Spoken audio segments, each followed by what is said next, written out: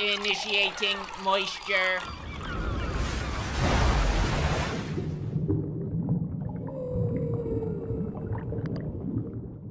What the fuck's poppin'? How's that ass smellin'? Welcome to the Boku no Moist Meter. Today we're looking at the very popular anime series My Hero Academia, or Boku no Hero Academia as it's known in Japanese, which directly translates to My Penis Only Gets Hard for Anime Titties.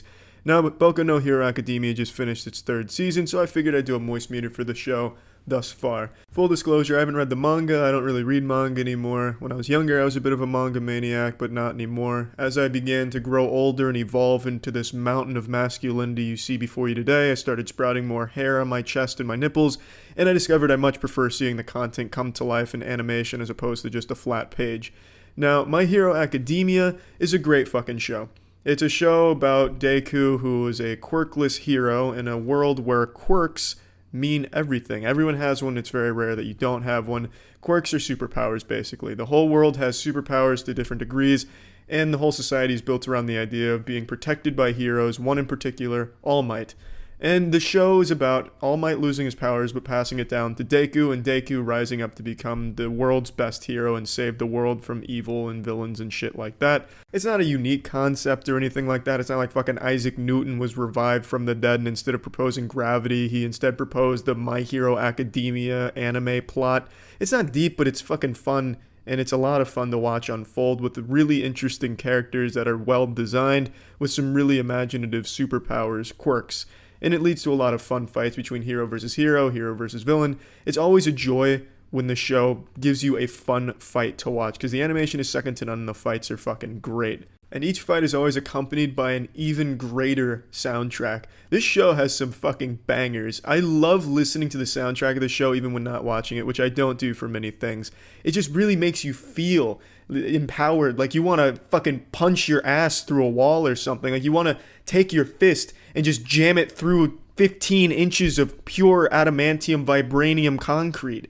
It just makes you feel strong as fuck, like a hero like them. And that's when the show's at its best, when they have this climactic fight, All Might versus a super big tough villain, or a hero, Deku, versus Kachan or something. Just a fun fight to watch unfold. That's when the show's at its best. But there's a lot of points in the show where it really hangs and it's a very clear filler. I'm all for character building. I love that character building, feel good shit to put some butterflies in your butthole. I'm all for that. But this show really sometimes misses the mark in that department. There's no better example than Season 3.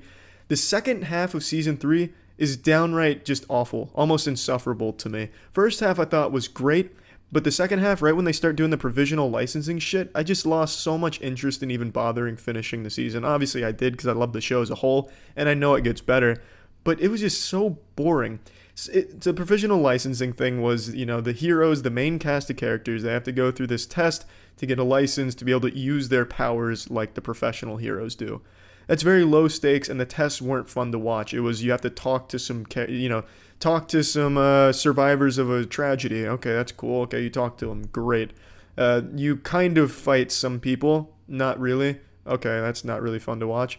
That was the whole thing. It's just this low stakes, no fun shit. It didn't really build characters. I guess kind of did here and there, but it just wasn't enjoyable. It was really boring and just so trivial. It just seemed like very clear filler, and it seemed absolutely unnecessary. Like, fuck the provisional license. Just skip that whole thing. I like how they introduced new characters from other schools instead of just having the primary school UA steal the spotlight. They had other schools come in. You saw some really cool quirks from them, but I'm sure they could have found a better way of doing that instead of like a dodgeball match, a fucking tag match. That's just so fucking boring. And there's other points like that in the series, but Season 3, that arc dragged on way too long, much longer than it should have. If it was like 2 or 3 episodes where they built all that up, that'd be totally fine. I'd be on board with that and I would have probably enjoyed it. But when they stretch it out like that, they make like a fucking Dragon Ball Z fight where you're powering up, where you're just dodging dodgeballs for 2 episodes, it's boring. No one wants to watch that. Another thing I think this show really misses on sometimes is inspiration. And what I mean by that is there's at least 10 times per season, 10 to 15 times per season where Deku, he starts crying, he starts feeling down, but then one word changes his perspective. He gets inspired. And then the music picks up in this crescendo like, yes, I am inspired now because you told me about it. Yes, I am strong. And then he does that 10, 15 times. The exact same inner monologue, the exact same fucking trigger word every time. Like, how many times can you get inspired, motherfucker? Are you kidding me? Like, every time someone farts, this man finds new inspiration. Like, it's way too often, it's not always Deka, but it's way too often someone gets inspired by one single word, and it goes through the same monologue and the same exact scenario and the same, feel good, I'm strong, I'm unique, I'm special type deal. You can't, it really blows its load way too many times with that angle. That's like some traditional generic anime cliche thing, I understand, but it's overdone. It's at least 10 to 15 times per season, and it's just way too much. And each time it happens, you kind of laugh and smile because it's cute, but fuck, does it get old. It really overstays its welcome. The show, though, as a whole, I think is great. I love the villains. I think the villains in the show are so fucking strong. Right now, you don't know a whole lot about them in the show, so they're a bit two-dimensional, but they're so fucking cool. And one of the main villains, Stain, I thought was just a really strong character overall. It's a villain that you can almost root for and side with. You might not approve of his methods, but you understand his message. And it's just, everything about the villain side of the show is great. Heroes as well. It's just, there's no characters in the show that I think are super fucking weak or awful or anything. And there's not a whole lot of moments in the show where I think the action misses its mark or the story misses its mark. It's just specific episodes or themes I think fall short. So let's just go ahead and plug this shit into the Moist meter. I'm giving My Hero Academia an 85%. I think this is an anime that you absolutely should watch. It lives up to the hype. I think it is a very enjoyable one. It's just a fucking blast to watch all around, in my opinion. So yeah, that's it. See ya. Initiating moisture.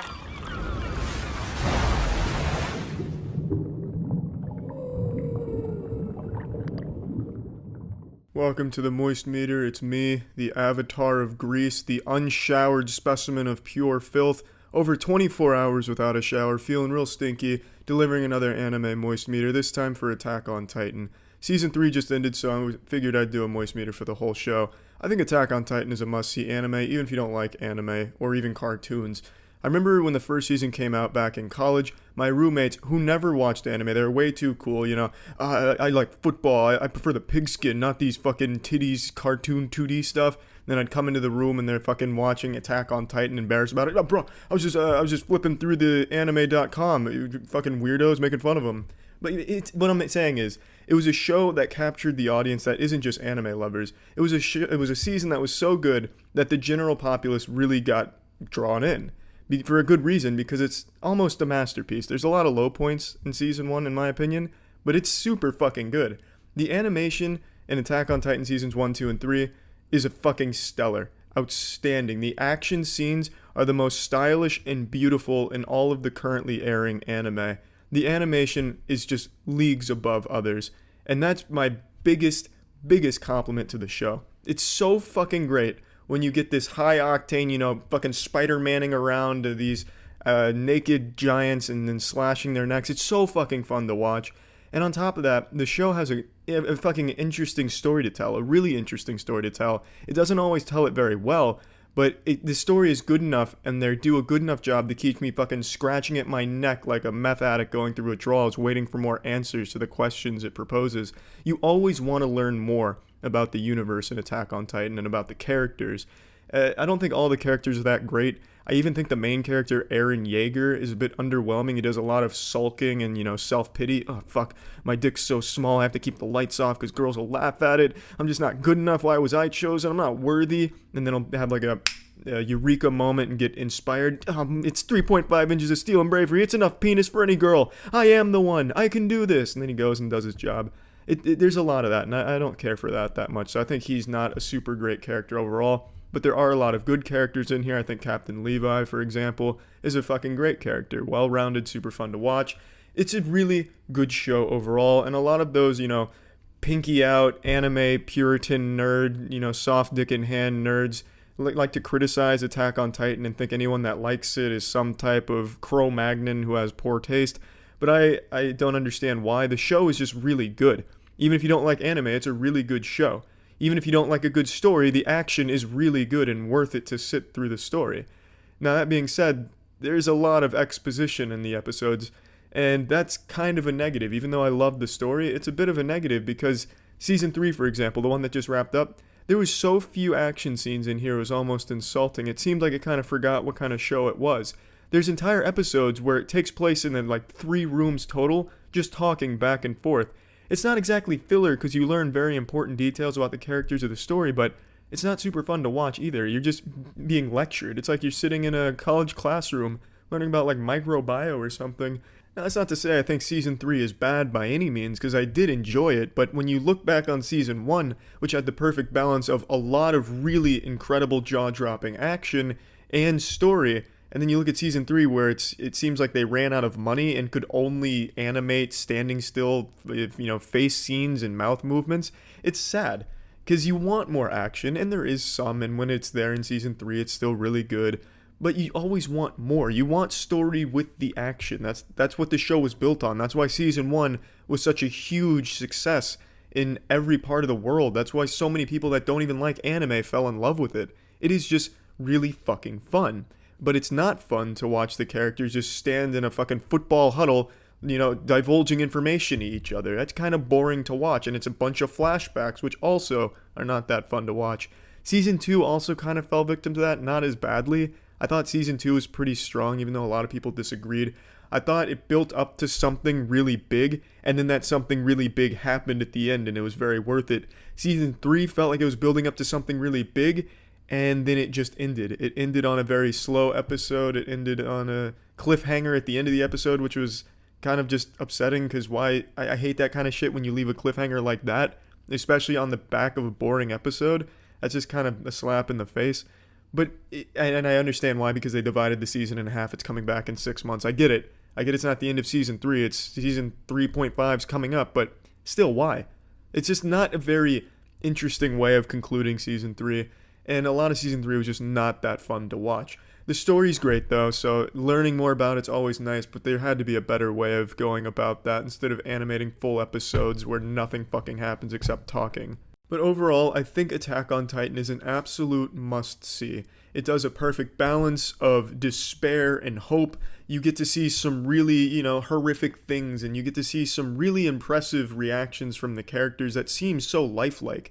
The facial expressions, the voice acting, all of it really sells the emotion of the show and makes it a very dark and sad story, and a very interesting one at that. And the action, I can't express enough how much fun it is to watch the action in here, and it's so beautifully animated. The sound, the music, the soundtrack, so fucking good, iconic even. So let's just go ahead and plug this shit into the Moist Meter. I'm giving Attack on Titan as a whole an 85%. I think it's a must-see, and I really wish seasons 2 and 3 took some notes from the first season, which was executed so well, because seasons 2 and 3, in my opinion, just weren't even close to as good. They're still good. I still enjoyed them, but they couldn't hold a candle to season 1, the beauty of it, the grand scale of things, all the fun of it. But it is still absolutely worth watching, and I think the next season of Attack on Titan, the 0.5 of season 3, is going to be fucking amazing, because they've hyped it up for 13 episodes worth in this, pseudo season, so it's got to be a huge payoff, I would hope. So I'm excited for that, and I absolutely think Attack on Titan is a show you need to watch if you like anime, and even if you don't, because it's really fucking good. So yeah. This episode of Moist Meter was brought to you by Crunchyroll. Initiating moisture.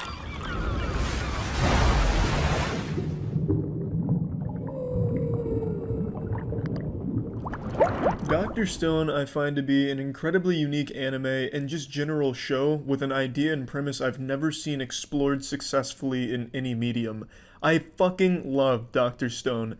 The show is about an anomaly that occurs in the modern age that petrifies all of humanity, turning them to stone for thousands of years, 3,700 years.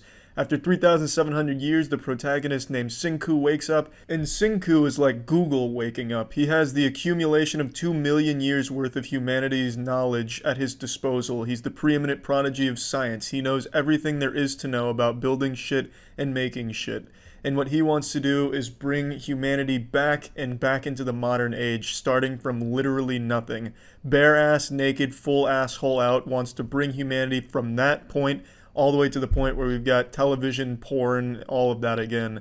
It is an incredible show. It's like watching primitive technology, but across an entire show. In the beginning, he makes clothes out of leaves. He uses hammers and chisels made out of stones, where he's banging stones against other stones. He's using some of the same tools you see primitive technology using, where he's twirling fucking twigs into the strings that he needs. It's really impressive, and all of what they show is accurate in terms of the science and the tools that they use and how they get to the point, the chemicals, the reactions. All of it is accurate. I knew some of it, I didn't know most of it, and I fact-checked that shit. I fact-checked that bitch constantly just to see if I could point a finger and say, nope, you're wrong, you lied to me, this is wrong. And at no point did I ever come across that case.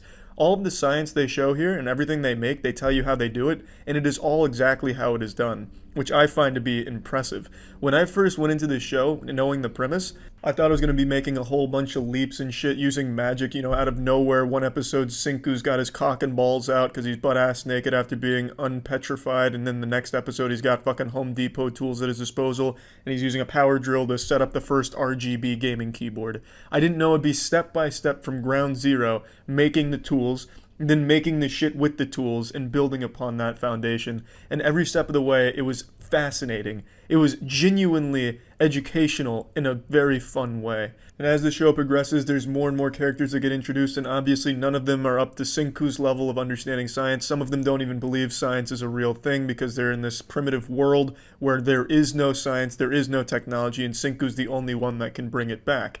So he's constantly explaining how the things work to the characters in the show, which in turn explains it to the viewer, which is really fucking cool.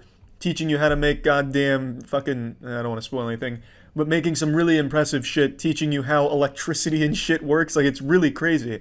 And over the course of the 24 episodes in the season, he goes from nothing to having some pretty impressive stuff at his disposal, and it doesn't feel at any step that it was a huge jump where all of a sudden he has nothing and now he has as telescopes and space shuttles. They have everything in between that builds up to that point, showing you every step and teaching you every step how they got there, which I find great. It's never slow, it never drags, there's constant inventions, constant shit going on. I think the villain is also really well realized. I think it's a really cool villain. There's really nothing I didn't enjoy about this show. I can see why some people wouldn't like it and maybe find it boring, because it really is a show that is mainly about building characters and building shit, inventing things, and some people may not care about that. It's not like other animes in its category where you got constant sword battles, you got ass cheeks going against assholes in these constant fights, and there's a lot of action. That isn't here in Dr. Stone. There is action and there is scenes of fighting, but it's very scarce. It is mainly about these characters interacting with science, discovering things, and building things, all of which I think work really well in the context of the show and make it really thrilling and fun, and at times just downright gorgeous. If I had to nitpick one complaint, though, I felt towards the end of the season, things got a little bit too fast-paced, if that makes any sense. What I mean by that is they'd spend 5 episodes collecting one mineral or one chemical that they need for an invention. But then towards the end of the season, if they needed to invent something they didn't have it only took them an hour or one scene to get it immediately and bring it back, and then they made the invention, whereas that same task took them 5 episodes previously. So it just feels like at some point they just disregarded a lot of the grunt work that they were showing and a lot of the explanation that they were giving. Kind of like what Game of Thrones did with travel, where it took an entire fucking season for an army to march, and then in season 7 or 8 they could get there in literally 2 scenes. And I get why they kind of gloss over those scenes of them gathering what they need and explaining exactly how everything works. They focus more their explanations on the things that are extremely important in the show, and towards the end they just kind of gloss over a lot of the stuff. And I don't mind it that much because it would be kind of boring just to watch them go do more gathering that you've already seen, and then another explanation for something that you probably didn't really need to know because it's not going to be the most important component in the show or anything. So I get glossing over it for time. It's not that big of a deal, but it is something that does break the show's established rules of it's a lot of work to get these things, and here's how it all works. At some point you have to accept it's not a whole lot of work at a certain point, and they don't need to explain everything. And that's fine by me. Plugging Dr. Stone into the Moist meter, I'm giving it a nice fat old 90%.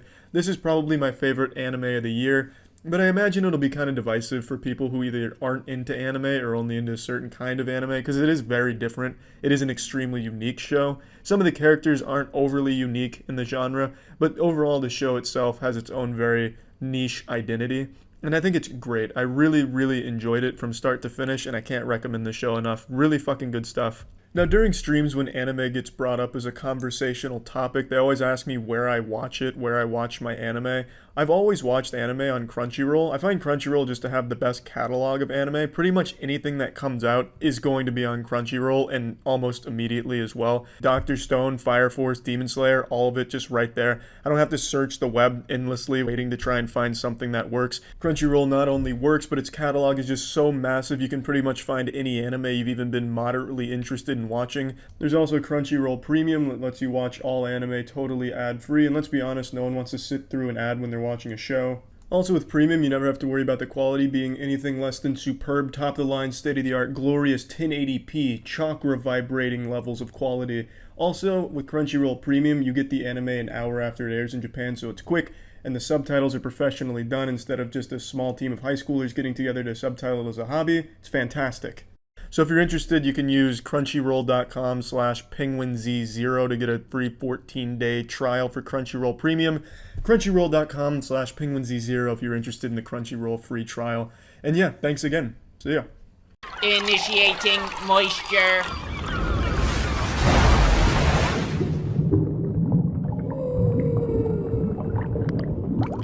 What a fucking year for anime. Welcome to the Moist Meter. We're looking at another anime, Vinland Saga. This is an Amazon exclusive one, and it absolutely slaps. It is, again, another great anime to finish off 2019. It's the story of a Viking on a quest for revenge, and he travels along with the man who kills his father, hoping to kill him at some point. And it's a lot deeper than that, but that's the gist of it. It is such a well-written show with perhaps one of the best villains in all of anime, and it could even be argued that the main villain isn't even a villain. So Askeladd is who I'm talking about, and he is just beautifully written, an incredible character.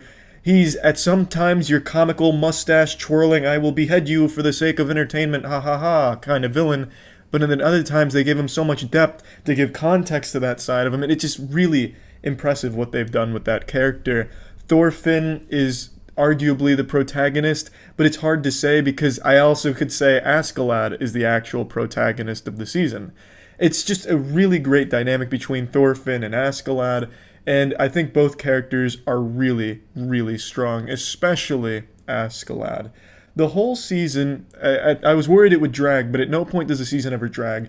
There is a lot of action, but there's also a lot of just characters scheming, talking, you getting to know the characters, their environment, their time period, their morals, their ideals. It's a lot of actual character development and depth as opposed to just Vikings ripping tits off and slicing cock.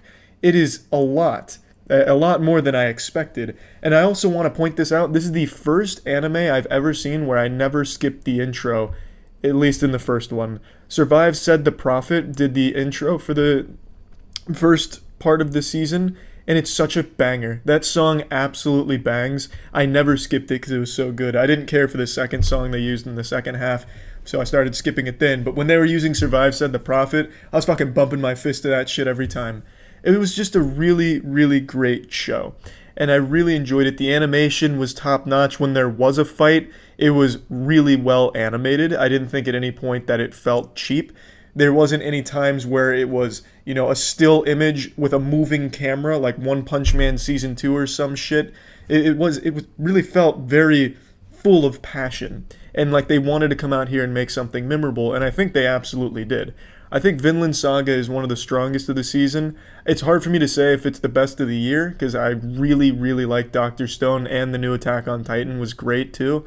I don't know, it's just a really, really great show that I highly recommend, and this is one of those that I'd recommend to people that don't like anime. It has great gory action with actual cool choreography in it. It has great character development and writing across the board. Sometimes it has some really goofy anime tropes, but I don't think it's that big of a deal, and especially with how scarce they are in this, it's just really, really enjoyable. I have nothing but compliments for Vinland Saga. That being said, I don't think it's like the best show ever made, but it's definitely one of the best of this year.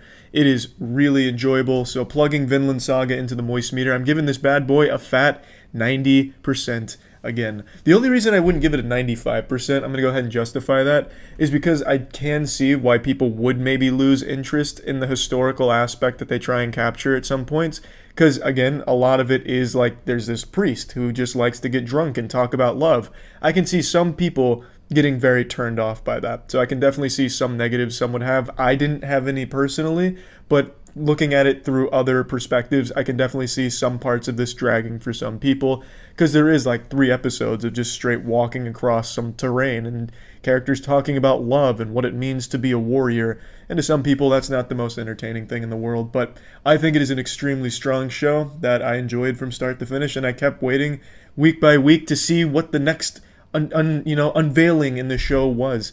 There's also a character, Thorkel, who has a lot of depth that you don't expect, because in the beginning he's just this giant fucking monster man that just seems devoid of all intelligence, but by the end of the season you see a lot of different sides of him, and he is a lot more than meets the eye. Great show. That's about it. So yeah. This episode of Moist Meter was brought to you by Keeps. Initiating moisture.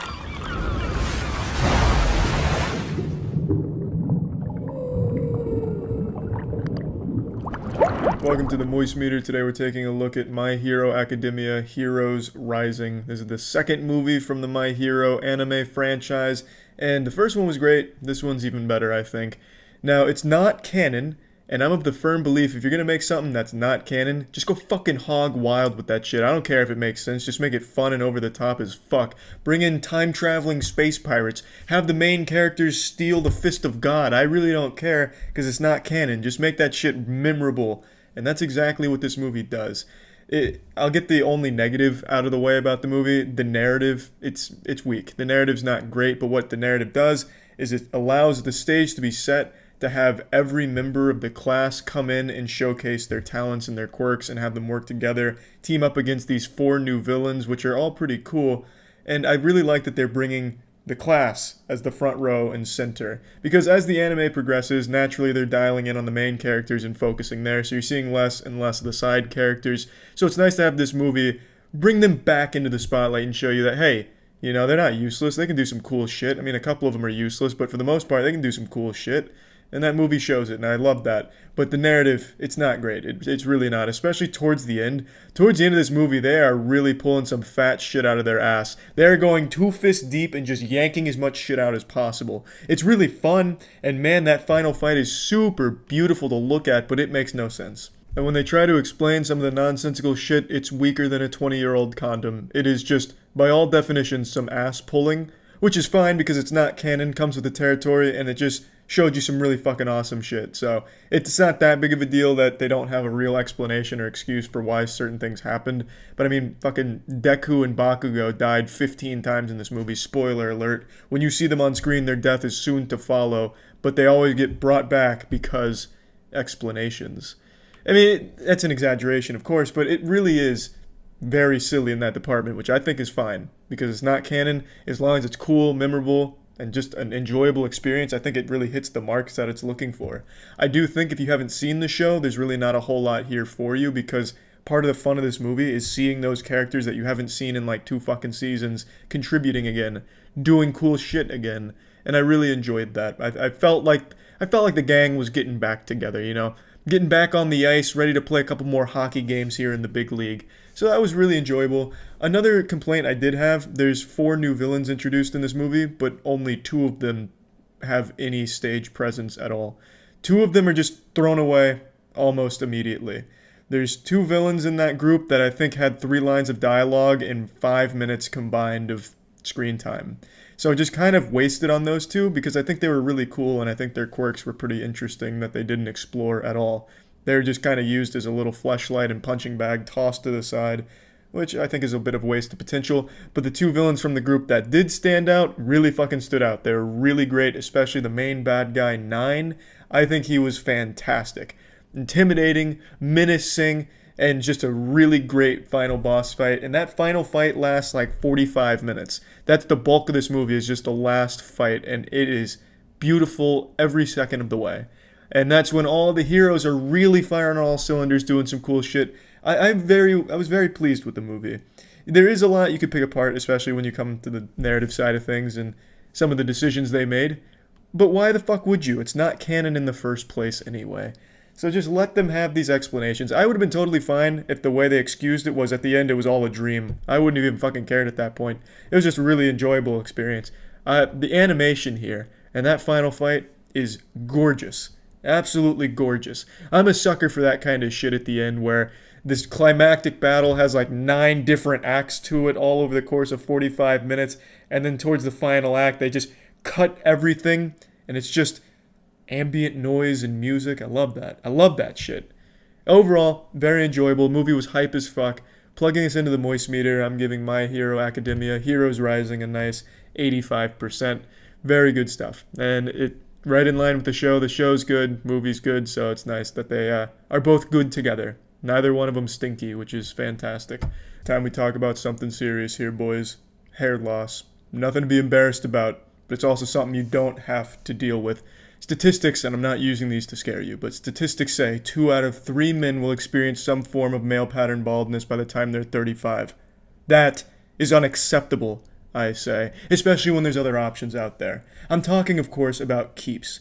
Keeps will help you keep that beautiful lion's mane looking beautiful. They offer actual treatments, real, scientifically proven effective treatments. None of that pseudoscience garbage you'll find on the internet about, rubbing motor oil in your skull to help with preventing hair loss. None of that. Real, actual, proven, efficient, effective treatments. Keeps treatments are up to 90% effective in preventing hair loss. You can also talk to a doctor through Keeps to get medication prescribed and delivered right to your doorstep. There are plenty of steps you can take using Keeps to help combat balding, male pattern baldness, hair loss, whatever you want to call it. There's steps you can take. So if you're interested and ready to take action, go to keeps.com/moist to get 50% off your first order. That's keeps.com/moist, or just click the link in the description. This episode of Moist Meter was brought to you by Crunchyroll. Initiating moisture.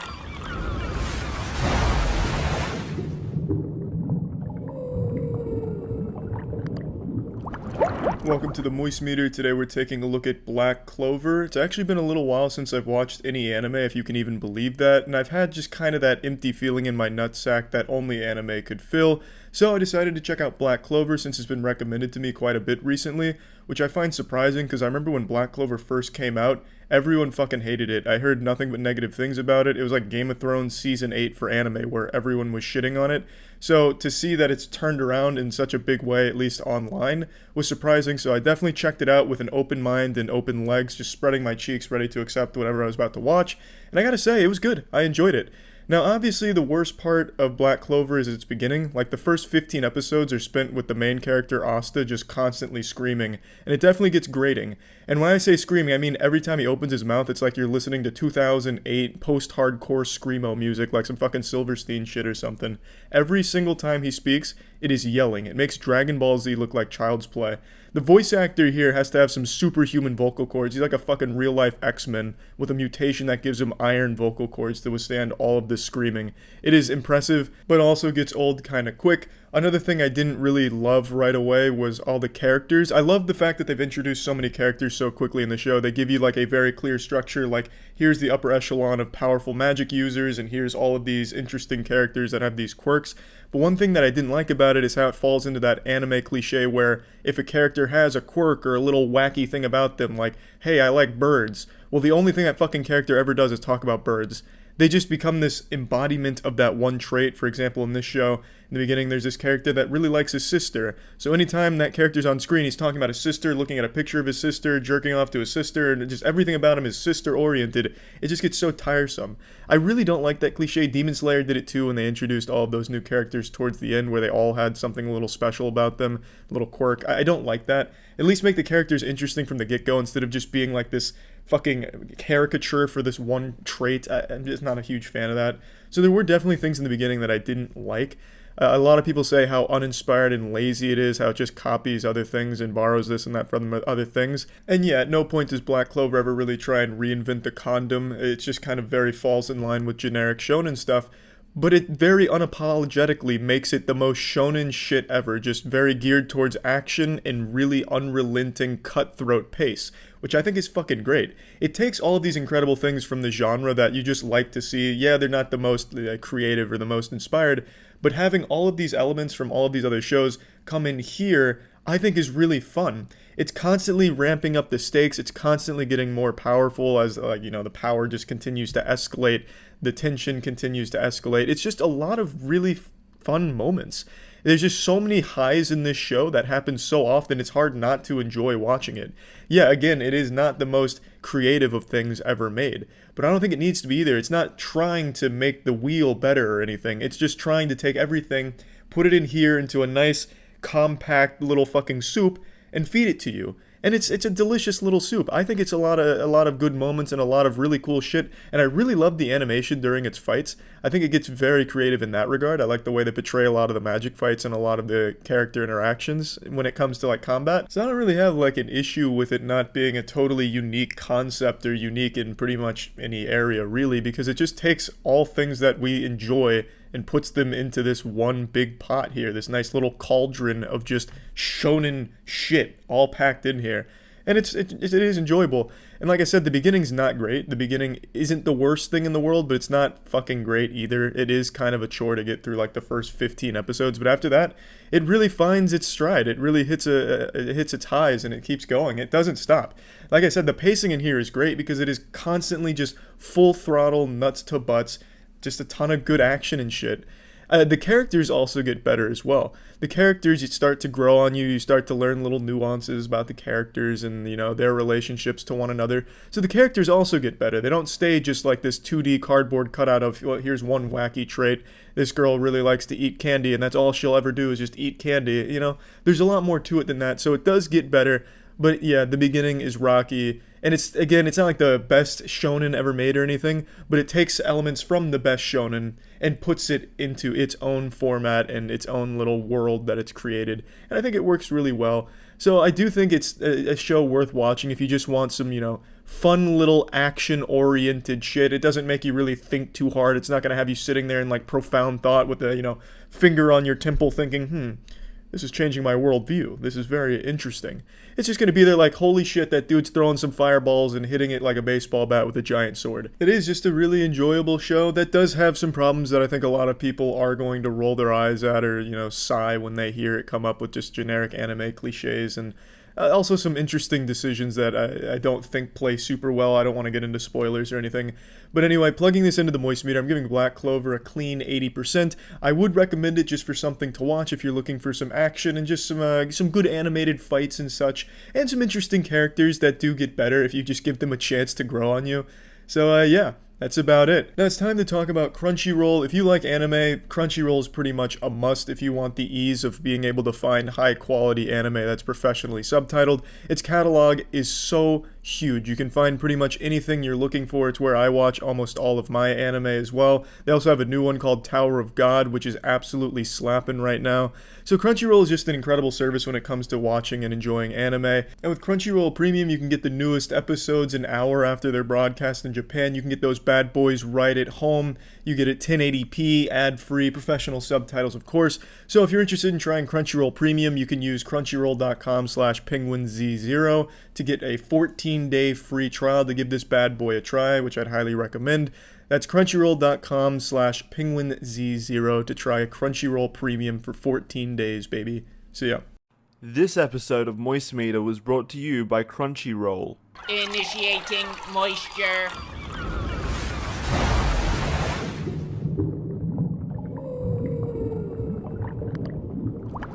Welcome to the Moist Meter. Today we're taking a look at Tower of God, the new Crunchyroll original, and it is an absolute banger. I knew nothing about this going into it. It had a lot of hype surrounding it, but I just approached it limp-dickedly like, yeah, I'll turn it on. Maybe I'll like it. Maybe it'll be alright. And I fucking loved it. I absolutely loved it. By episode 3, I was hooked. It is a super unique show, not only in its concept, but in its presentation as well. The visuals are unlike anything I've seen before.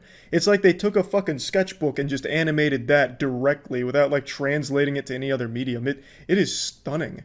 I was a bit lukewarm on it initially because I was like, wow, this is different, you know. I don't know if I like different yet. And then by the end of it, I was like, shit, maybe I'm gonna put some fingers in my butthole just to experience more different shit, because I fucking loved it. It really grew on me. And another thing about this show that just blew my tits off was the soundtrack. The soundtrack was so goddamn beautiful, I went out of my way to download most of it. And I had never done that for an anime before, except for Vinland Saga's first intro song, which was Survive Said the Prophet. That was the only other time. This one was so good, and I was not expecting anything like that. It has the most beautiful music that almost reminds me of the soundtrack to the first Nier game for the Xbox 360. Not Nier Automata, the one that came before it, the one that nobody fucking knows about and got spit on at the time of its release. That game had an incredible soundtrack, and it reminds me of a few of the songs in this show. It's just so good. So now getting into what the show is actually focused on, which is its story and its characters. I initially thought this was just going to be mainly action. You know, you'll have some blood and cum flying all over the place during some high-octane battles, but that's not what you get with Tower of God, and you shouldn't expect it.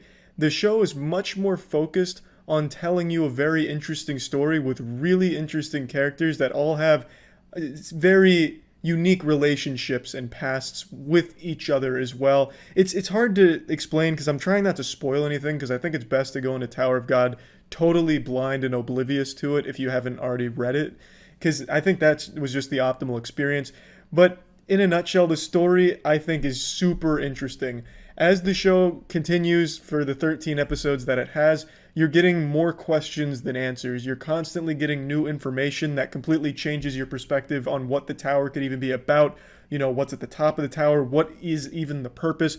What do these characters want out of it? And it's just constantly feeding you all kinds of interesting mysteries that have you thinking. And the characters are all very well written. I think all the characters are likable, and I think everything from like a character perspective and writing perspective is extremely tight. There wasn't any time where I was like rolling my eyes at any cliches or anything. I thought it was all just really well executed. I think the romance between Bam and Rachel is well explored with a lot of, you know, tragedy sprinkled in there. It's good. What I'm saying is pretty much everything they did with the narrative in the writing department, they fucking crushed it. They absolutely crushed it. And this isn't to say that there isn't action, because there is. There is scenes of action, and it is well animated and decent action, but it's nothing super special. In fact, I'd almost say the action in here is probably the weakest part of Tower of God. Every action scene's over almost instantly. You'll have two characters, sometimes more than two characters, engage in a conflict that's approximately like one move using some magical power, or one or two attacks that either get blocked or connect, and that's pretty much where it ends. Even when you have like a super powerful person squaring off against another super powerful person, it's pretty much just a one-sided slaughter where one of the people is just going to dodge everything and then just beat the shit out of the other person with a couple blows. So I don't think the action in the show is overly great. It's still nice. There's nothing wrong with it. I just don't think it's like a very big highlight of Tower of God. I think Tower of God really shines when it's telling you this story, and it's giving you background on these characters, and you're watching these characters interact with each other, and you're learning everyone's motive for even being at the tower. I think that's where the show's its strongest. It's actually pretty hard to talk about Tower of God because there is so many things that could be considered a spoiler about it, and I don't want to spoil anything at all. So I think the main thing you should know about the show is that the goal for every character is to climb this tower where if you reach the top of the tower, you become God. Everyone has their own reasons, and a whole bunch of shit happens to get there, a whole bunch of tests and everything, and it's fucking spectacular. Plugging Tower of God into the Moist meter, I'm giving this bad boy a 90%. I think this is an extremely strong show. I think the only people that would really be disappointed with it are those that are used to like an 8-figure budget all spent on a single fight scene animated over the course of a year that lasts like 5 minutes on screen. That you're not going to get that level of like action scene craziness in Tower of God, so you probably will be a little let down in that department. But everything it lacks in that respect, it makes up for hugely in every other department about the show. I think it is really, really good, and I enjoyed the shit out of it. As I'm sure many of you know by now, I watch the vast majority of my anime on Crunchyroll. It just has a huge catalog and pretty much has every show I could even think of, or any show that I'm even moderately interested in, I can find on Crunchyroll easily. It's just a great service. If you're interested in checking out Crunchyroll, if you're a fan of anime, or if you want to check out Tower of God, which is a Crunchyroll original, and like I said in the Moistmeter, it absolutely banged, you can get Crunchyroll ad-free for 14 days by clicking the link in the description or going to crunchyroll.com/penguinz0. You can get every new episode an hour after its broadcast, going right to Crunchyroll, professionally subtitled, 1080p, beautiful quality. You never have to worry about being low quality or anything. It's always going to be top-notch on Crunchyroll, so I highly recommend the service. So again, if you're interested for 14 days ad-free, you can click the link in the description. That's it. See ya. This episode of Moistmeter was brought to you by Crunchyroll. Initiating moisture.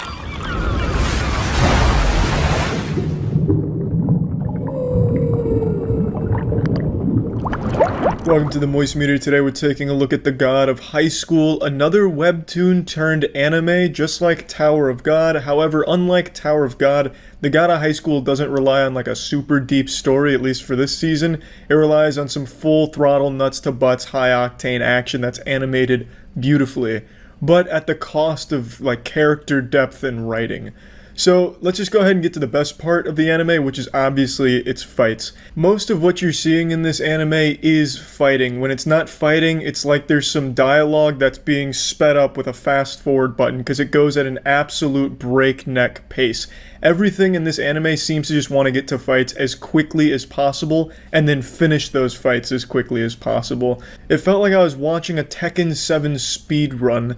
It was just so fast. Like there's an episode where in the beginning a guy fucking spins out a car, proposes to one of the main girls, and then 30 seconds later they're getting married out of nowhere, and then a fight breaks out at the marriage. It's just so much shit happens in such a short amount of time. And a lot of the first episodes are tournament where it's 1 versus 1 in this showdown, and the fights will be over in like 20 seconds. You'll have like 4 fights per episode where there doesn't really seem to be any stakes or any like actual tension building up. They'll throw some beautiful choreography there for like 20 seconds and then it all ends in a single blow. And it's just left kind of a little unfulfilled, like a little kind of queef. And there is good moments where the fight does have a lot of tension and a lot going on, and it does have a satisfying conclusion, but there's so many fights that you never really get to take anything in, and they end so quickly. And there's just so much that goes on in these fights. There's just kicks flying all over the place, tits bouncing, more kicks flying, dicks getting broken in half. There's just a ton. And there's really not a whole lot of story elements that you get to take in and get the context of why this fight's even happening or what's going on. It just seems like it wants to move so fast that it neglects everything that's not a fight. But at least those fights look wonderful. The fights really do shine, because I mean that's really what all the effort was put into, clearly. And I think that's fine. I still really enjoyed The God of High School, but it's not like there's a whole lot of actual meat on these bones here. It's just a lot of really fun fights to watch and just kind of turn your brain off and mindlessly enjoy. And that's not to say that it's completely absent of a story. There's a lot of story elements, but the problem is, since it's moving so fast, it's throwing like 1,000 things at you at once. All of a sudden you're borrowing powers from the gods, and then all of a sudden the god is coming down, God himself is coming down with Excalibur to destroy the planet in like what is a fucking swan dive straight down, and you're just left wondering, well, how did we get here? Why is this happening? 2 episodes ago, we were just watching some teenagers throwing jabs in a boxing ring. Why all of a sudden now is Galactus trying to eat the planet? It's just a ton going on all at once, and you just don't really understand why. All that you really get is a lot of fighting and a lot of questions with not very many answers. Maybe it sets itself up to answer those questions in a further season, but for here, it just becomes kind of a convoluted mess when it comes to its narrative. There's a ton of characters too. So many characters, but none of them, except for like maybe 2, have even the slightest bit of depth to them. Now, all this being said, it doesn't detract from my enjoyment of The God of High School. It is really unique in that it's able to capture such realistic motion of its characters. Every single move, when it comes to its martial arts, feels like real moves, like you're watching actual people doing martial arts against each other, except for a couple times when they're flying through the air, throwing like triple backflip, super kicks, and throwing their asshole in someone's face to finish them. But it feels like actual real martial arts captured in anime, and it's so fluid, and it's so brutal. Like, you can really feel the impact on a lot of the blows, and it's really, really unique in that aspect. Probably some of the best choreography I've seen recently from an action anime. It is absolutely a joy. The fights really are wonderful to watch, even if they do end in a single blow and aren't always a satisfying conclusion. Everything leading up to it is still an absolute blast. It's just really nice to look at. So, where I think what it wanted to do was just deliver these really unique fighting set pieces and great moments like that, and I think it absolutely succeeded and excelled. But if you're looking for a more complete package of like a story and characters with depth and, actual stakes and everything, you don't really get that in here. This right now, as this season stands, has mainly just been setting up a lot of questions and maybe answering them in the future, but giving you a really memorable ride with its top-notch animation and these incredible action scenes. So plugging the God of High School into the Moist Meter, I'm giving it an 80%. I really feel like just the biggest thing, the Achilles heel of the God of High School, was its pacing. It wanted to jam-pack so much, just fucking fully fist so much into 13 episodes, that it just kind of made everything too quickly. It was just, everything was too fast. And the power scaling ramped up so quickly. It'd be one episode, it's just standard slap boxing, and then the next episode, the entire universe is at stake with some crazy kind of magic where they're summoning an asteroid to wipe out the Lord himself. Like, there's just so much that happens, and it happens so quickly, you never really get to stay in one little power zone. Take, for example, something like Gurren Lagann. You don't really ramp up the power that quickly. Yes, it goes from being underground to being fighting in the space, throwing galaxies at each other, but you spend a lot more time gradually building up to there. Here, you make that leap in a single episode.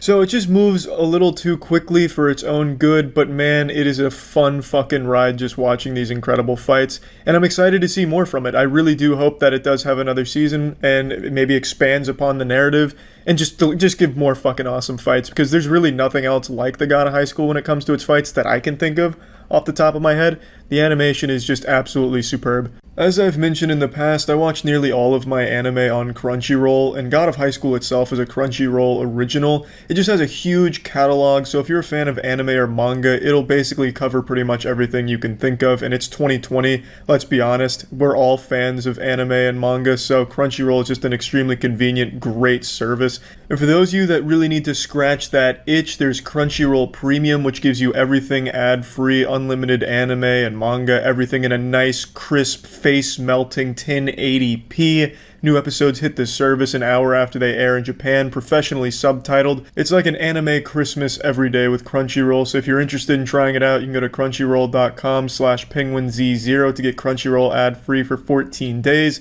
That's crunchyroll.com/penguinz0. That's it. See ya. Initiating moisture.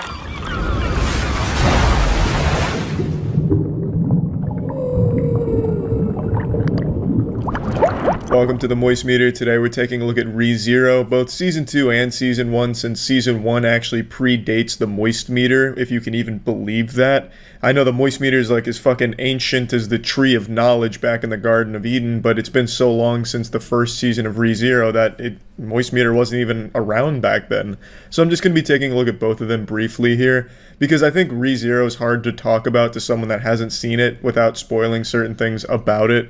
I really think this show is a must-watch for anyone that likes anime, or just even good storytelling. And if you like anime, you're probably already jerking off to the mini waifus in Re:Zero, or you're already watching the show constantly, glued to it, because everybody is. Re:Zero is like French fries. Everybody loves French fries. The show is just so goddamn good. In a nutshell, if you're unfamiliar with it, Re:Zero is about a guy who gets transported from the normal world into this new, wild, magical world, and he has a magical power of his own called Returning by Death, which sounds like the title to a Bullet for My Valentine album. Returning by Death is when the main character, Natsuki Subaru, dies.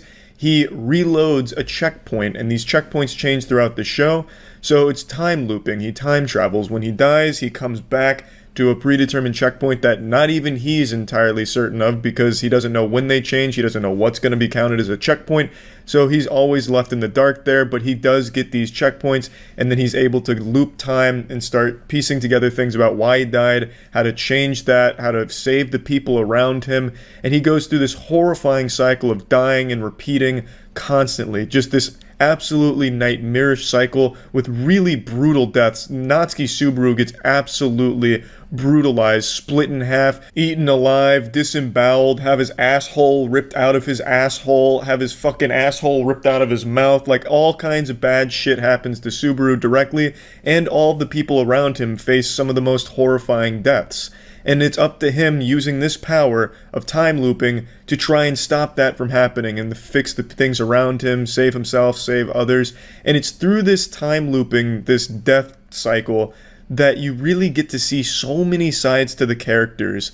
The strongest part about ReZero to me is definitely the characters, because you see them in so many different ways. For example, you'll meet a character one way, and then Natsuki Subaru dies, or the character dies, and he kills himself to reload his checkpoint so he can save them. And then you see them in a totally different way because he changes his approach and how he meets them. So you see one time where he meets a character where he's like a big hero, like he punches a bad guy, saves the girl, and you get to see her, how she responds to that there. But then Subaru dies and he has to do it all over again, and this time he doesn't become a big hero and he just kind of meets her as a stranger, and you get to see how she responds to that. There's just so much thanks to this returning by death cycle, because you get to see so many sides to a character in all of these situations, and it's just so very well explored. The cause and effect in ReZero is absolutely wonderful. You can tell there is a lot of care given to each and every choice made in the show, and I really love what goes into solving a lot of these puzzles that Subaru faces. How does he save this character? How does he save himself and save this character? Is there even a way to do both? And he comes up with plans and comes up with ways to convince the people around him without telling them that he time travels, because he can't tell anybody about returning by death. There's a curse, and there's consequences if he does. And it's just such an enjoyable anime. There was never a point in either season so far where I was bored or uninterested, because the characters are so strong. There's a big cast of characters. It's a wide array of different characters. And Natsuki Subaru is the central one, who over time gradually starts to change and become really fleshed out and deep. He starts as just like a pretty simple character, but through all of these deaths, after dying hundreds of times, dying more times than fucking Prometheus getting punished by Zeus for giving fire to humans, he starts to change and he becomes this really, really deep, interesting character, at least in my opinion. I really think he's a very strong character, and it's just really impressive how they explore the horror elements of all of these deaths, and he's killed himself multiple times, which never is easy. At no point does he ever just say, I'm killing myself because I need to go back to the checkpoint, because he doesn't know where the checkpoint is. He doesn't know for sure. And it's just a really hard thing to do for him to kill himself. You know, that's not like an easy thing in any situation, no matter the cause or no matter the reason. So him making that ultimate sacrifice to try and save somebody close to him or undo something that's happened in the present, it's always very powerful, and they never let that go. It's never just something easy like, Natsuki Subaru missed out on PS5 pre-orders, so now he kills himself so that way he can go back to his previous checkpoint and get in line a little bit quicker. It's always like the absolute last resort when things really got fucked up. Subaru makes that ultimate sacrifice to try and go back to the checkpoint that he thinks he has and just do it all again and try and get the right ending and the one that he wants. It's just really fucking good. It truly is. The animation is gorgeous. Characters are super well-rounded with a lot of depth. The storytelling is magnificent. It's always interesting. Love the concept. Loved how they explore cause and effect. I love the plot, the overarching enemies. Everything is just so beautiful. I think ReZero definitely is a must-watch. There's nothing negative I could even say about it that I can think of off the top of my head. The only thing that I think some people will find disappointing is it's not like... Hey, girls. Look, my dogs are even getting excited talking about ReZero. It's not a show that's filled to the brim with nuts-to-butts action. There's not going to be a whole ton of fights per episode. In fact, there's not a whole lot of fights in general. There's a lot of, like, death and gore and shit, but there's not a lot of, like, actual fighting. It's not going to be like... You know, God of High School where you're having 4 fucking fist fights an episode. You'll go like 6 episodes without anyone throwing a punch or using any magic at all. It's mainly about the storytelling and problem solving, cause and effect, using returning by death, learning more about the characters, how to persuade people to your side, how to get this goal accomplished through words and actions without actually having like these big fights with the villains. And I feel like some people might find that disappointing if they watch anime just for like those flashy fights, because there's not a ton of those. There are fights in here, and when there are, they are very enjoyable and very good. But it's not the biggest selling point here. There's not a ton of that, and I feel like some people might be a little turned off by that. But for me personally, that was no issue at all. I'm plugging ReZero into the moist meter. I'm giving this bad boy a nice 95%. I think this absolutely lives up to the hype. You've definitely heard of ReZero before, and I think it's for good reason, because it really earns that reputation.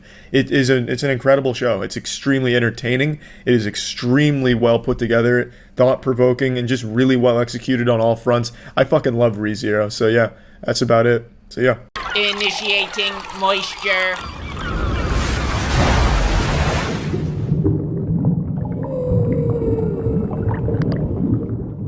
Welcome to the Moist Meter. Today we're taking a look at the new Netflix show Arcane, which is based on League of Legends, and I want to just start by saying it slaps. But on paper, it sounds like an absolute diarrhea disaster of an idea. Taking a video game and adapting it to any other medium almost never works. So taking League of Legends and turning it into an animation probably didn't have that many people ripping their shirt off and twirling it over their heads in excitement, unless of course you were already a League of Legends fan. Then I imagine you were pretty hyped for it. The crazy thing about League of Legends is everyone's at least heard of the game and they're familiar with it to some degree. And a lot of people, like myself, have probably even struggled with a League of Legends problem. I'm actually 3 years sober. I played from seasons 3 to 6 daily, but then I kicked the habit realizing it was bad for my mental health. But I'd be lying if I said I didn't occasionally get that itch to hop back in the Crucible, take the Summoner's Rift by the tits and go wild. I still get that little devil on my shoulder telling me it's time to get back into League. And I even still sometimes watch the League tier list, and I keep up with the meta, even watch the Worlds, of course. The thing about a League of Legends addiction is it's a lot like being addicted to heroin, except League of Legends is more embarrassing and more addictive. All of this is more like a cry for help. This has nothing to do with Arcane. The point I'm trying to make is everyone's at least heard of the show, and a lot of people maybe had a negative experience with League, so maybe wrote off Arcane right away because they just don't want anything to do with League lore or anything. And I think that's a real fucking shame, because Arcane is an incredible show. Regardless of your feelings on the game, this show stands on its own 2 feet. There is really nothing in common with Arcane with League lore. All Arcane does is borrow some of the characters and settings from League, and it uses them in a totally original manner. There is no real crossover other than just having those familiar names and faces. Arcane is such a beautiful show. The animation in Arcane is top-notch. Riot did not spare any expense here. It is fucking gorgeous. And a lot of times it felt like I was watching a goddamn AMV. Like, it felt like an old-school anime music video sometimes, because they have, like, these original tracks that'll play throughout the show, and it'll be complemented by either action or just like a full-blown montage, emotional montage of something happening with a character or multiple characters, and it's so beautiful. Like, it's done so well. Like, there's one scene in particular that really stands out to me, and I'm trying not to give any spoilers here, and I won't even mention the scene, fuck it. Just trust me when I say, when the music kicks on, expect something cool to happen, like, at every moment, because the music will often be accompanied by really great action, or just some really well done scene that's just elevated by a great background track. The thing about the show that caught me off guard the most is that it's not as family friendly as I expected. I went into it thinking it'd be like a squeaky clean, pretty generic, pretty cookie cutter experience. Like, hey, kids will like this and League fans will appreciate seeing the characters come to life, but it won't have any depth to it. That is dreadfully wrong. That's a lot of diarrhea dog shit. I was very wrong about that. That's I'm not saying it's like the most mature show ever made. You're not going to come in here and see like fucking war crimes being presented and exploring a character's experience with a like abusive alcoholic father and seeing everything that comes along with that baggage. But it's a show that isn't just for a younger audience or for a family. They also do use explicit language. There's fuck tossed around. There's shit. There's blood. There's no cum yet. But they do tackle more heavy themes as well as explore darker moments in the series, which was surprising to me, and I appreciated it. They gave a lot of depth to these characters. It was a lot more than I expected, a lot deeper and a lot better written than I expected going into it. The writing really did impress me. They're not afraid to kill off characters, though there is a pattern that I'm noticing that I won't mention here due to spoilers that is a bit disappointing with how they handle some deaths and some other characters that don't die. I'm trying not to give away anything here, but maybe I'll do spoilers at the end and get more into it. But overall, I was impressed that they're not afraid to kill off characters that they spend a lot of time building up. And I appreciate that. They're definitely going the extra mile to make this a show worth getting invested in with the narrative.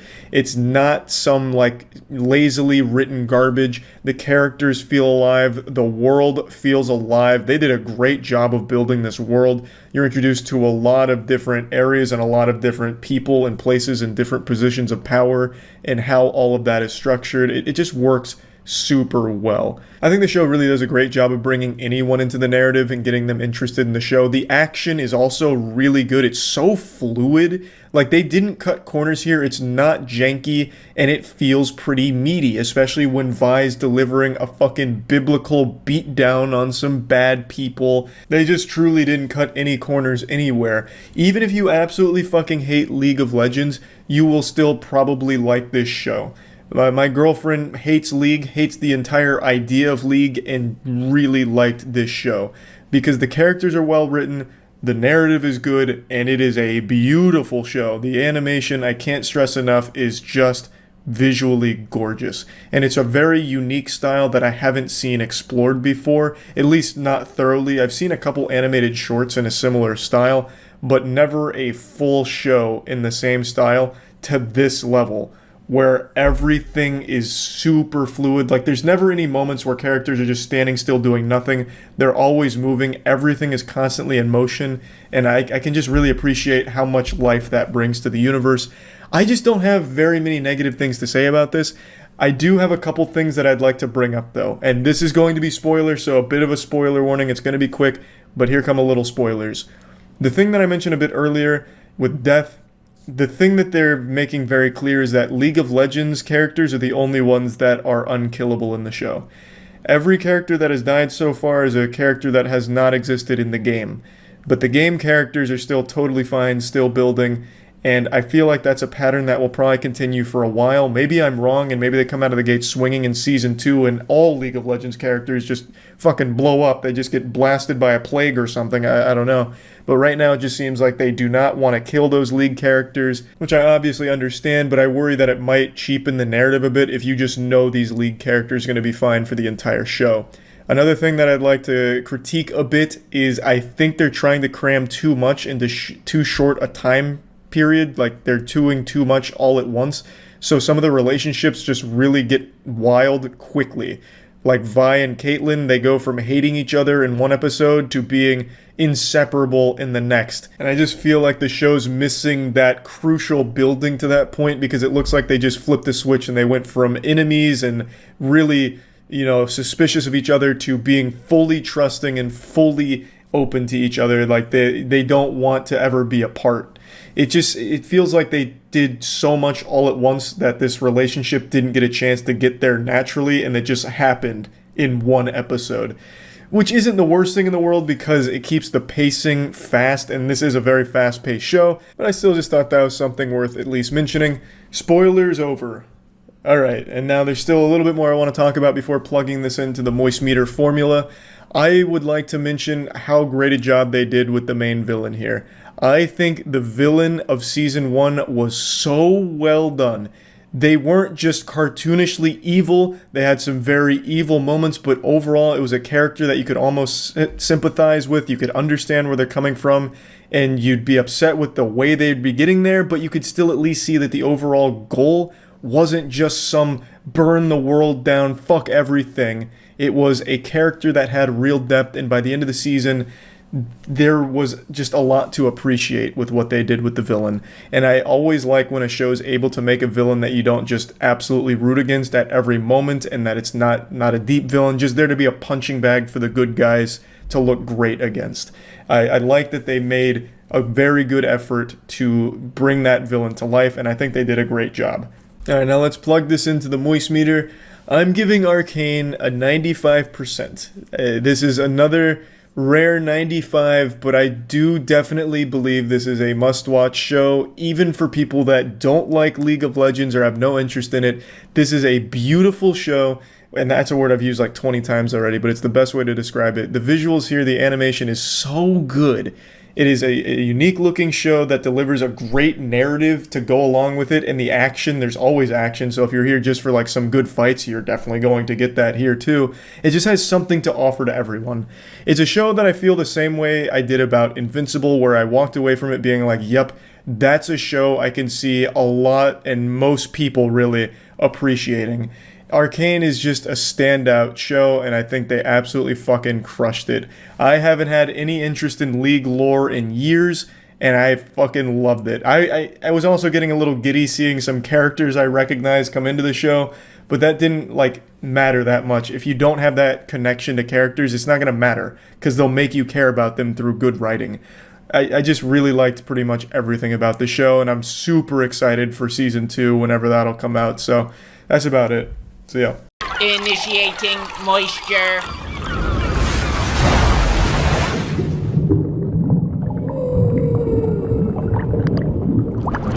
Welcome to the Moist Meter. Today we're looking at Season 2 of ReZero. Happy to say this shit absolutely banged. I don't think there was even a single episode that wasn't good in the season. There was highs and pretty much no lows that I can recall off the top of my head. And Subaru, I mean, the dude is like what every Redditor wishes they were. Like, he is a Redditor's wet dream. In this season, every fucking female character he talks to falls in love with him. And falling in love is an understatement. Some characters are just throw away everything they ever believed in for hundreds of years because Subaru's so fucking cool and they want the chance of being like a waifu to Subaru. It's crazy. I mean, this is like Super Seducer 3, the anime character. Shit is wild. And it all, in the context of the show, it's not like he's just like cheating. He's not using, game facts cheat codes. Like, it doesn't feel unearned or that it comes out of nowhere or it's just like some convenient plot device that he's an irresistible Adonis. At no point does it feel like it's silly or out of place because it's really well done where these characters bond throughout so many episodes across multiple timelines. For those that don't know, and I'm sure if you're watching this you already fucking know what ReZero is about or have already seen it and just want to make sure that I also agree the show is great, but the show basically follows Subaru, who has the ability to respawn. He's pretty much a video game character. He dies, he gets checkpoints, so he respawns there. So he gets to try different ways of progressing in this world. That's the easiest way of breaking it down. Obviously, it's not like a video game or anything, but that's the easiest way to explain it. And Subaru, when he dies, he starts over from this checkpoint, and he builds more relationships. He's constantly evolving these relationships with the characters around him, so you see so many different sides of these characters and you see them growing together. Now, to those characters, they don't get that because they only know Subaru in whatever timeline he progresses in without dying, but to the audience, you really get to see these things, and it all really, it weighs on you. It really works super well. So in this season, when he is winning over so many characters that for fucking 20 episodes, 30 episodes, he's been building these relationships, it's a really nice payoff that doesn't seem like it's unearned or out of place, so it works really well. ReZero is just one of those rare shows that is extremely hyped and lives up to the hype for the majority of people that watch it. Even the most die-hard anime snobs who wouldn't watch an anime with more than 10 people that have ever even heard of it can appreciate ReZero, and they constantly jerk off about ReZero. Despite the hype and despite trying to be the hardest anime hipsters, you can't help but like the show if you watch it. It is just a really good and interesting show. It's one that I can't really talk about too deeply without spoilers, which was also the problem I had when I reviewed it 5 months ago after part 1. But now that part 2 wrapped up, I wanted to get into it a little bit deeper. One of the focal points of the season was conquering the past. In the trials that Amelia goes through, she has to face her past. And that was really cool to see, to learn a lot more about this character, and then she grows from it and becomes a very strong character moving forward who's completely different from the Amelia we've seen for the last 30 whatever episodes. Like, she is completely changed now and evolved and is a much better character. I already liked her before, and I like her even more now after Season 2, Part 2. You also explore a lot of Roswell's past, which tells you more about who he actually is, what his real goals are, and shit like that. I'm trying my best not to spoil things again, but you learn so much about these characters through their past, which was a big part of this season. You learn a lot, and I really appreciated that. They fleshed out the characters even more. Even though they were already very deep characters, they went even fucking deeper. Full-blown colonoscopy on these characters. I really feel like I know the ins and outs of most of them now. It's just such a fucking good season. There's also great action as well. This will be a minor spoiler. There's an attack on the mansion, and Subaru has to figure out how to both save the sanctuary and the mansion. And the fight at the mansion is fucking nuts. There's so many moving parts that you got fucking blood, guts, bowels, and titties flying all over the place. Vampires. I mean, there's a lot going on. Like, even if you're just there for the action, which ReZero isn't really known for, like, its over-the-top action, but there is good action in it. Even if you just want action, you do get it in the season. You get some really good shit, especially with the mansion content. And even outside of that, there's still other fights. A very interesting fight in the sanctuary. Really hard to talk about these without spoilers, but I'm trying. Anyway, it's good. It's good. All around, this is just as good as every other season of ReZero, if not even a little better at points. ReZero Season 2, Part 2, the whole season, fucking great. Plugging this into the Moist meter, it's another 95%. This show is holding the quality. It's holding the great writing. It is just an absolute banger. The show slaps hard as fuck. Highly recommend it. And yeah, that's about it. Initiating moisture.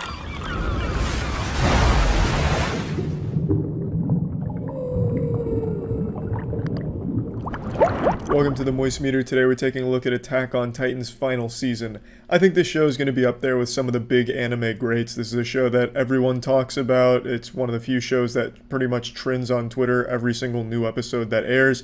It's a show that has captured a lot of people, and rightfully so. I think it's a very unique show. Its storytelling, albeit at times a bit weak, is still overall really enjoyable. It tells a really compelling and interesting story. And I know that's like a controversial thing to say, but I really do think Attack on Titan has one of the better delivered stories in modern anime. I was pretty much glued to every fucking episode this season, getting answers to questions that we've had for years. Felt amazing. Watching, there are going to be a few spoilers here. I'm not going to spoil the whole season, but a few things I'm going to need to touch on for the review. Watching Eren's transformation into the big bad villain that he has become, a heartless, fucking ruthless man, has been really wild. I've followed the show every single time it's aired since it began. Season 1, I watched it week by week for the entire Season 1, same with 2 and 3 and now 4.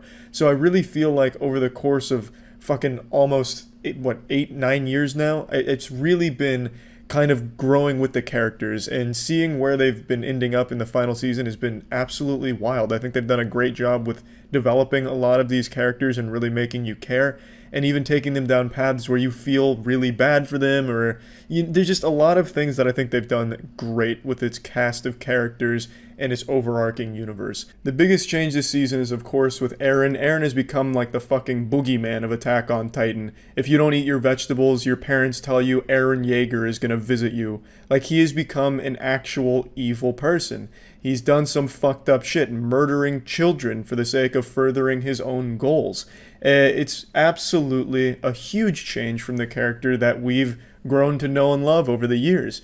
But I think it's a change that makes sense.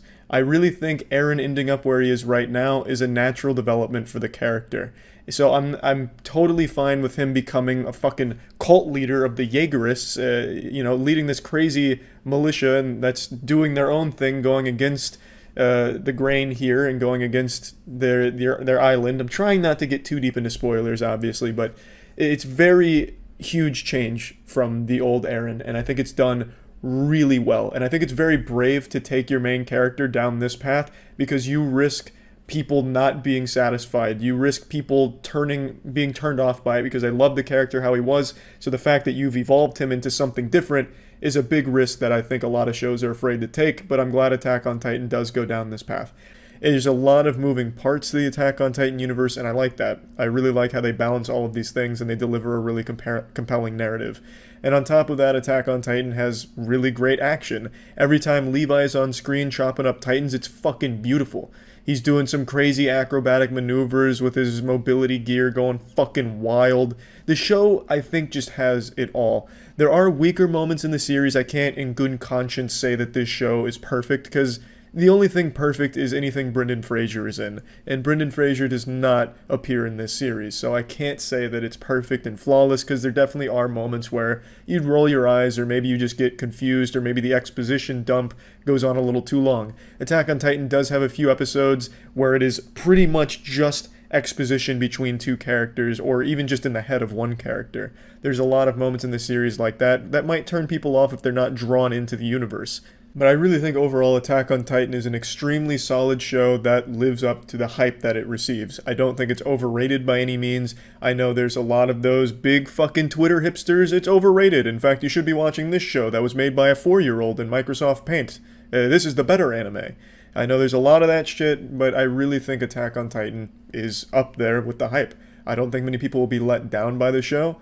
If you start it and get to the final season, I think there's a big payoff in watching where it is all going. I've really been blown away by the final season. I think it's been great. A lot of people were whining about CGI. The CGI is in Season 4 more than previous seasons, but it's not bad CGI. It's not janky Nintendo 64 cutscenes. It doesn't take you out or make you puke or make it any worse or anything like that. It doesn't detract from the enjoyment. It's put sparingly in places where there needs to be some movement, but they didn't have time to capture it with the full passion they've done with the other scenes in the show. So yes, the astute observer with a galaxy brain will notice some CGI in the season, but it really shouldn't ruin it for you, and if it does, I don't know what the fuck to tell you. You need to seek some help or something. It's pretty trivial. It's not consistent and constant and horrible, terrible, awful dog shit CGI. It's fine. So that shouldn't really be a chief complaint of the season. It's definitely not for me. The fight in Marley, I thought, was one of the best in the entire series. The entire Marley arc with Eren that is infiltrated, I thought was some of the hypest shit I've seen in the show. I think it was absolutely fantastic, executed beautifully with some really intense moments. Another thing I saw a lot of people whining and complaining about was Gabby as a character. And that's because Gabby does something to, I'm not going to spoil, but Gabby does something that a lot of people, fans of the series, didn't like. And I don't think it was bad or done poorly or anything. I actually think Gabby's a pretty strong character. She's like Eren's younger version, but from Marley. She's very similar to how old Eren was. The only thing that she thinks of is death to her enemies. Bringing death and destruction is the only way to be saved. Not too dissimilar from Eren. I really think Gabby was a very strong new character they introduced. Falco, I'm not too big on at the moment. He's not like a bad character or anything, but he just hasn't really had a chance to shine. I'm sure he probably evolves into a better character and a more important one later on, but for now he just seems like someone that gets fucking used as a fleshlight by everybody because he's the only one that seems to have a heart in the show. So right now, Falco doesn't really serve a purpose other than just get fucked up and used. But really, I just don't think there was a single bad moment in Season 4 at all. The only time where I found myself a little uninterested was when they were going over the Tibers, and that's only because they had just introduced this character and then exposition fucking diarrheaed about his past. But I ended up still liking him when he was on stage. Delivering a really important narrative piece about the history of the Titans. Like, it was really illuminating. It revealed a lot of important information. But that's like the only nitpicky one episode that I can even say had a slow part at all. Everything else I thought was great. I really, really was blown away by Season 4. If you've watched the show up until this point, I can't see how you'd be disappointed with Season 4. It's just fucking great. The only thing that I can maybe understand people being a little let down by is the fact that they're not out there just peeling dick off of Titans anymore. Like, they're not killing fucking thousands of Titans or getting killed by thousands of Titans like they used to. They've clearly mastered the art of killing Titans, and they're not as much of a threat. Like, they're just normal, standard, vanilla, bland, missionary-only kind of Titans. You don't see a whole lot of those being a threat like they used to be. And for some people, maybe that's a turnoff. But for me, I think it's a great evolution of the series. They've been fighting these things for fucking years. They've really learned a lot about the world in Season 4. So now the biggest enemies they face are other humans, as well as how these humans are using the Titans that are on their side. And it's just, I really, really, really fucking love Attack on Titan and the direction that it took. I couldn't be happier with the series. Plugging Attack on Titan into the Moist meter, I'm giving it a 90%. I really think this show is extremely strong, albeit, yes, there are flaws. I just can't imagine someone that doesn't at least enjoy the show. You know, maybe there's a few things you don't like about it, but overall, it's hard not to like the show. I think it's fucking beautiful. I think it is really well done, and I think it has a really unique story that it's telling in a very great way. So I'm a huge fan. Attack on Titan final season is an absolute banger.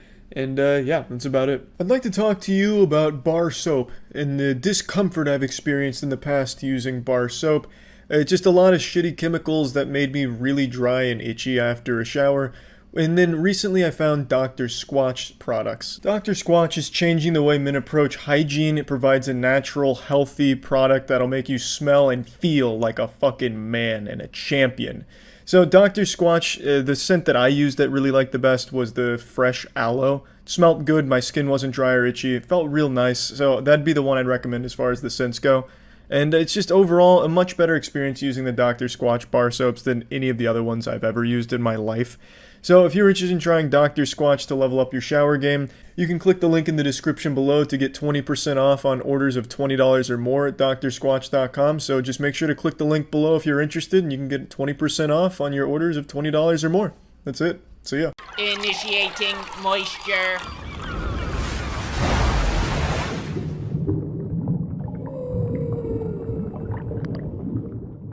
Attack on Titan, the final season, part 2, Turbo Mode Arcade Edition. It's all come to an end now. Until part 3. So this is the final season, second part. It leads into the third part. I'm sure that's not a spoiler now since it's like the #1 thing on Twitter. By the time they actually finish the Attack on Titan story, it's going to be like the fucking Dragon Balls. There's going to be like 8 of these goddamn things, and you have to gather them all together for the complete season. Or it'd be like the fucking Horcruxes from Harry Potter, like 7 parts of this that, you know, all combined to form the complete package. And I won't even complain, because part 2 was extraordinary. I enjoyed every episode. I didn't think there was any, like, dog shitty moments in it or anything like that. As I've mentioned before, Attack on Titan is the only show ever that I've watched every single week since it started airing. I've watched every single episode the day that it aired, or at least within a couple days of it airing. I never fell behind and had to catch up. I never just waited for a season to end to binge it. I've watched it week by week since the very first episode. It's a show that I'm very invested in, and I think the whole final season, not just part 2, has just been amazing. Mappa's outdone themselves. I think the visuals have been outstanding. All of the action has been beautifully animated. They're using CGI really well, where it's not like glaringly obvious. It doesn't look like fucking 2001's Beast Wars or anything like a lot of other anime do when they introduce CGI, or it looks like an actual like Jimmy Neutron pilot from the late 90s because of the CGI shit. They do a great job of using CGI when necessary and not making it like obviously like bad. I just think they've done an outstanding job with the show, and I know the manga ended and the ending was very divisive in the community. The reception was super split. I haven't read the manga, I'm not trying to spoil myself for the show, but with the way parts 1 and 2 have gone so far, I can't imagine them fumbling the bag so hard or like blowing out their asshole where it just becomes super trash at the end. They're setting themselves up for like a really great conclusion, I feel, and hopefully this statement doesn't age like milk where it turns out it is an absolutely awful ending up there with like Promised Neverland Season 2 where it's just like a slideshow to finish it off or some shit. Then I'll just look silly for believing in them. I'll just be sitting here looking fucking stupid with my soft cock in hand like, well, this is what I get for dreaming, I suppose. I'm hoping it continues with this masterclass of storytelling and animation. And yes, I understand for a lot of people it's just shonen, so it's not meant to be like super profound or anything, but I just really think Attack on Titan transcends like that shonen barrier of storytelling where a lot of people look at it as childish. I think Attack on Titan does a great job of just making it enjoyable for anyone of any age. It just is a really fun show. Part 2, in particular, I think did a great job of presenting a lot of exposition without it ever feeling boring. Every episode had at least 1 or 2 moments where you're like actually shitting your diaper. You're like, oh my god, I can't believe that's happening right now. I don't want to get into any spoilers because I really think this is a must-watch show for anyone who's a fan of animation in any capacity. So I won't get into spoilers, but the transition of Eren from like a protagonist you root for to a character where you're like, damn, I don't know about that shit. It was one of my favorite things about Code Geass, where the protagonist becomes someone that you can't really root for anymore because they're making some decisions where it's like, damn, that shit's fucking evil. You know, and you never really know where their heart is or what their real motives are, and I really love that about, well, Code Geass and now Attack on Titan. I just find it to be a really interesting storytelling device. I really love that element of it, and I think Attack on Titan does it super well. In part 2 of this season, the characters go through true fucking despair. Pretty much every character here has to face some demons and make some really hard choices that have massive consequences. And there's a really compelling moment. Again, I don't want to get into spoilers. I would highly recommend watching it. Part 2, I think, has done a great job, and it's one of the few anime that I think really gets everyone together and talking because there's just so much to talk about. It's a show that just presents so many moving parts, and they all just kind of work and fall into place. I never really get the impression that things were just made up on the fly, that everything had a bigger purpose in the grand scheme of the narrative, and I think it's done great in the show. It's hard to talk about Attack on Titan without giving spoilers, but I really think it's for the best not to give any spoilers to anyone that hasn't seen the show, because it really is something pretty special if you ask me. I think this is one of those anime that people will look back on in 10 years and be like, damn, I remember where I was when Attack on Titan wrapped up. What a journey it was. I also think Attack on Titan Final Season Part 2 Revenge of the Sith A New Hope has the best opening in all of anime. And I don't say that lightly, but the rumbling from Sim is so good. I was already a fan of Sim before this, and this is probably their best song. It is so good. This shit just slaps so hard. It is probably just a little bit better than Vinland Saga's opening from Survive Said the Prophet, which was my previous favorite anime opening. This one I never skipped. I was always just fucking jamming out. It was an absolute boner jam. It really was. So great work from Sim here with the rumbling. There was just nothing I disliked about the part 2 of the final season here. There wasn't any like particular moments or episodes or any decisions they made that I thought were weak. I just thought everything they did was a great and logical progression of the characters and the plot. And it took me on a fucking ride, and I enjoyed every second of it. So, plugging Attack on Titan Final Season Part 2 into the Moist Meter, I'm giving it a 95%. Like I said, I think the show is really a must-watch. Again, it's not going to be like the most thought-provoking piece of media of all time, and I don't think it's trying to be. It does enough to transcend like just childish shonen action. It presents you with a really interesting narrative with really interesting characters and presented beautifully from Mappa's animation that I really think it can just be enjoyed by everyone. It doesn't have to be like a game-changing piece of, timeless fiction, but right now I just think it's like a really enjoyable and fun adventure to go on that'll constantly have you guessing and on the edge of your seat for where everything ends up.